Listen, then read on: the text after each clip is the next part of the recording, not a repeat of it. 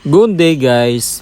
Pak pinabundak diha kay murag kapoy jud karong adlaw gid kapoy ko pang labas sa akong mga jersey nga pang bike. So karon nakita pinako akong bag nga pang basketball masusudan siguro na wala pang basketball lagi. So para marag makulang-kulangan atong mga labonon nakita na po na ako ni actually late din siya niabot nga box na to guys. So ubay-ubay pa itong mga pang basketball nga mga jersey dito nga gikan sa Korea. So karon uno na nako murag ubay-ubay magini ako ni pangsuoton daghan na po kitag labonon. So siguro murag maay ni panghatag sa itong mga sulit nga followers diya. Pakimay na lang kasi yung mga napilian be. Unsay number pa siya napilian pero murag gamay na po ako number 77, 7 ug 8 na ako mga number pod. So maganahan mo ani murag inyo lang siguro uban ani kay murag yapon mahimara yung labonon mga bulingon nako. Dugan-dugan sa labonon ug maraba padulong ko sa Cagayan de Oro so aka ni maay bilang uban no. Unya sa sunod semana pa Valencia pud ta. So guys, mga followers na to diya, pakimay na lang ko og pakipangita kung asa na to ni pang bilin ko, pakipojot na lang ko guys.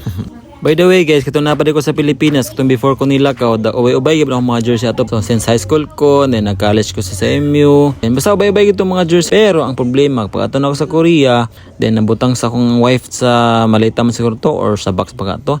Then kabalo naman ta kung ang mga gamit dili makay matiman. So napasagdan na gid siya. Pagpangitan ako sa mga jersey karon guys, kay wa na nga buslot naman guys, gipangkaon sa mga ilaga, gipangkit-kit. So sayang jud guys. So karon nakaadto ta sa Korea. Dito sa Korea dili magin mawala ang basketball kay daghan kay mga Pinoy dito. So hilig gyud kitag basketball, so nakakolekta gyud nag-ubay-ubay gyud mga jersey. So karon nanam sa Pilipinas, samot na pud mo dagan tong mga jersey ani. Mogani.